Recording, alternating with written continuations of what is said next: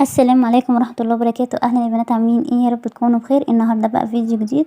النهارده بقى هشارك معاكم منيو اكلات الاسبوع، زي ما بشاركها معاكم كده كل فترة، جمع اكلات الاسبوع كلها وبوريها لكم كده فيديو كده مجمع، عشان يعني تاخدي افكار، ولو محتاره تعملي اكل ايه وكده ممكن تاخدي يعني فكرة من الفيديو.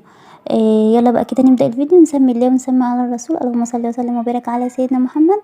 اول حاجه كده معانا الاكله دي انا عملتها معاكم في فيديو، بس كان فيديو يعني داخل روتين وكده. فالمره دي بقى هقول لكم عليها كده لوحدها. اسمها ايه بقى الاكله دي؟ رز بالبيض.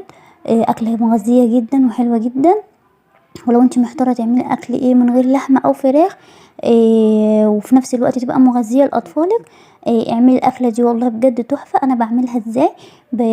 بجيب بصلايه كده كبيره واخرطها كده واسيبها لحد ما تدبل خالص معايا وتديني كده اللون اللي هو المحمر، وانزل عليها بالرز وابدا اشوحه كده مع البصلايه، وبعد كده انزل عليها بالميه زي الرز الصياديه عادي. وبعد كده اول لما هيبتدي خلاص يخش على سوا، احفر كده كذا حفرة زي ما انت شفتي، وبعد كده انزل بالبيض. اكلة يعني مش مكلفة. البيضة دلوقتي بقت ب3.5 على حسب ما انت هتجيبي كام بيضاية. والرز برضو دلوقتي يعني هو نزل شوية بقى ب27 و28. في ناس بتبيعه ب27، في ناس بتبيعه 28 الكيلو لو هتجيبي نص كيلو. حلو جدا. وتحمري جنبهم كده بطاطس كده وبتبقى اكله. طبعا البطاطس دي معروفه موجوده في اي بيت ومش هتكلفك اي حاجه الاكله دي، وفي نفس الوقت برضو مغذيه، وهتقوموا كلكم ايه كده شبعانين منها.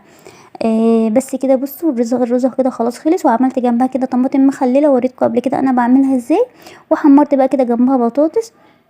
ودي كانت الاكله بتاعت النهارده. ما كلفتنيش اي حاجه، انا كان كل حاجه عندي، بس انا حسبتها لك لو انت هتجيبي الحاجه من بره. بس كانت كل حاجه موجوده عندي الحمد لله. الرز كان موجود والبيض والبطاطس والحمد لله، وقضيتها والحمد لله. تاني اكله كده معايا عملت كفته. في ناس بتسميها يعني كفته داوود باشا، اللي هي كفته كده.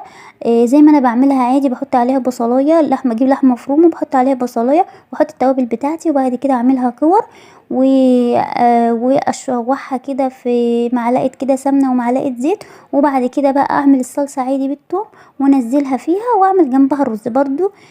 مش هتكلفك غير مثلا دلوقتي اللحمه المفرومه الكيلو بره بقى ب210. هتجيبي نص كيلو او ربع كيلو على حسب زي ما انت عايزه، وبرضو تعملي جنبها رز كده وتبقى اكله برضو حلوه. تالت اكله بقى معايا عملت جبت بقى من بره. جبت فطيره وعملت جنبها عسل كده بطحين، وحطيت كمان حتة جبنة. الفطيرة دي مثلا انا جبتها ب10، ممكن تجيبي ب5 عسل على 5 طحينة وب5 جنيه جبنة، هتلاقي الاكلة كده كلها كلفتك 25 جنيه. مش مكلفة برضو وحلوة برضو، وهتشبعكوا برضو وتقضي يعني اليوم وكده. الاكله اللي بعدها بقى بانيه. كنت جايبه فرخه وطلعت منها كده الصدر بتاعها بانيه، وعملته كده وعملته جنبه مكرونه سباكيتي، وعملته كده جنبه طماطم مخلله. الاكله بقى اللي بعد كده عملت اشتريت كشري من بره، ما كنتش فاضيه اليوم ده كنت بره وجيت متاخر. فطلبنا بقى كشري وكشري يعني جاهز من بره من محل جنبنا وكده. وده كان بقى الاكله اللي بعدها. اخر اكله بقى معايا فاكرين لما قلت لكم انا كنت جايبه فرخه ومطلعه منها صدر بانيه، كان بقى في منها وركين، فقلت اعمل قلت اعمل كده رز كبسه فراخ يعني كده، اللي هو كل حاجه في نفس الحله. وكانت دي اخر اكله معايا، ويا رب يكون الفيديو عجبكم، ويا ريت لو عجبكم دوسوا لايك، وان شاء الله استنوني في فيديو جديد. مع السلامه.